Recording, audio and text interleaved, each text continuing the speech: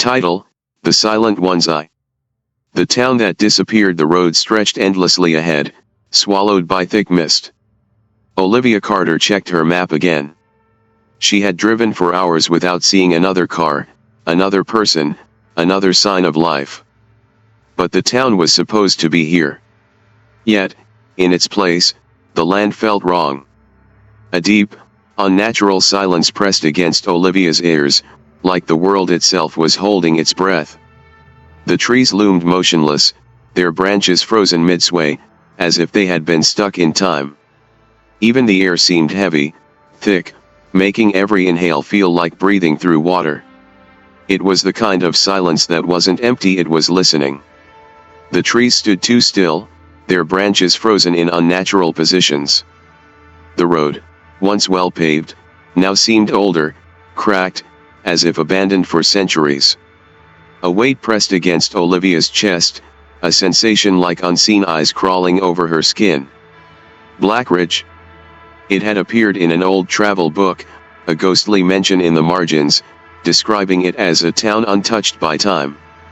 A place where people lived quietly, never aging, never leaving. Yet, as she crossed the old wooden bridge leading into the valley, she noticed something wrong. There were no sounds. Not a single bird. Not the rustling of leaves. Even the wind had died. And then, ahead in the mist, she saw the first figure. A man standing perfectly still in the middle of the road. To the silent welcoming she hit the brakes. The man did not move.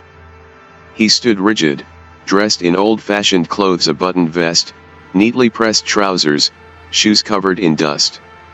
His face was pale, his eyes dark and distant. Then, without warning, he turned and walked into the fog. The mist parted for him, then swallowed him whole. His body didn't sway as he moved, he simply glided, as if carried by something unseen. The fog clung to his limbs, stretching unnaturally before snapping back into place. For a brief moment, Olivia could have sworn his face twitched, distorted, as though another expression flickered beneath the surface of his skin before settling back into blankness. The way he moved was unnatural, not quite gliding, not quite stepping, as if the air itself carried him forward. Olivia blinked, and for the briefest moment, his face blurred, flickered, like a bad transmission. Olivia hesitated, gripping the steering wheel. Everything in her screamed leave now, but the journalist in her was already reaching for her camera. She followed. As she stepped past the bridge, the air changed. The world shifted. The town appeared, rising out of the mist like an old memory. Neatly arranged houses, a cobbled main street, and a towering clock at the center frozen at exactly 11:59. People were everywhere. But they were too still. The unmoving town. A woman stood by a flower cart, hands resting on the wooden frame. A child held a toy, its painted eyes staring blankly ahead. A baker was visible behind a glass storefront, a tray of untouched bread in his hands. They all faced different directions, frozen mid-action. Statues? No. Their chests rose and fell in shallow, measured breaths. They were alive. Olivia's heart pounded. "Hello," she called, her voice swallowed by the unnatural stillness. No response. She stepped closer to the woman at the flower cart and hesitantly waved a hand in front of her face. Nothing. Then the woman's lips parted. But they did not part to speak. They widened too far, stretching, pulling at the edges of her face. The movement was slow, deliberate, as if her muscles were relearning how to move. And from somewhere deep in her throat, a soundless breath escaped, empty, hollow. Not to speak. To smile. And so did the others. For the whispering clock, the town was watching her now, their frozen expressions curving into identical, silent smiles. She stepped back, nearly tripping. The mist thickened, swirling around her feet, curling like fingers around her ankles. Then the clock ticked. Not to 12 o'clock. Not forward. Backward. 11:58 A whisper slid through the air. "Stay." Olivia whirled around. No one had spoken. The smiling townspeople had not moved. But the whisper was everywhere, inside her head, inside the walls, inside the air itself. The clock ticked again. 11:57 She ran. Be the truth beneath the town. She tore through the streets, past the frozen faces, past the houses with curtains drawn tight. Every street led back to the clock tower. A door stood open at its base. With no other escape, she rushed inside. The scent of damp stone filled her lungs as she stumbled down a spiraling staircase, the walls lined with portraits. Yet, as she passed them, the air grew thicker, heavier, harder to breathe. The eyes of the portraits moved, following her descent.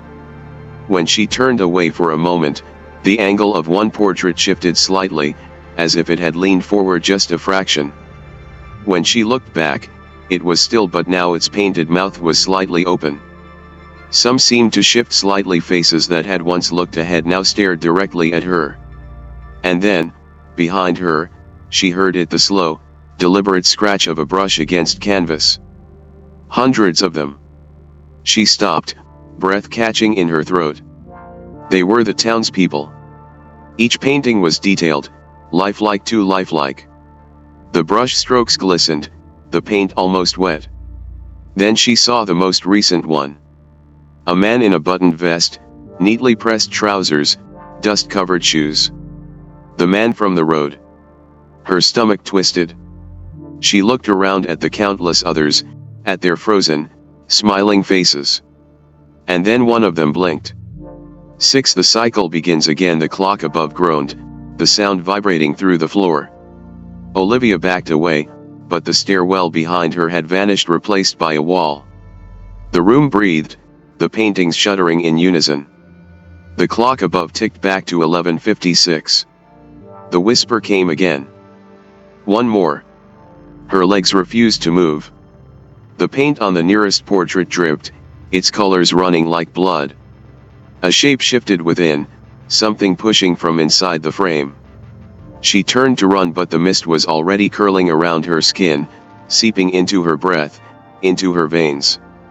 Her fingers stiffened. Her lungs slowed. The last thing Olivia saw was her own reflection solidifying into paint. Her own lips, curving into a silent, eternal smile. 7. The forgotten town. The next day, a traveler passed the bridge to Blackridge. A town untouched by time. People stood frozen, mid-action, smiling. And among them, a new figure. A woman with a camera around her neck. Smiling, always smiling. And in the clock tower's depths, a fresh canvas dried upon the wall.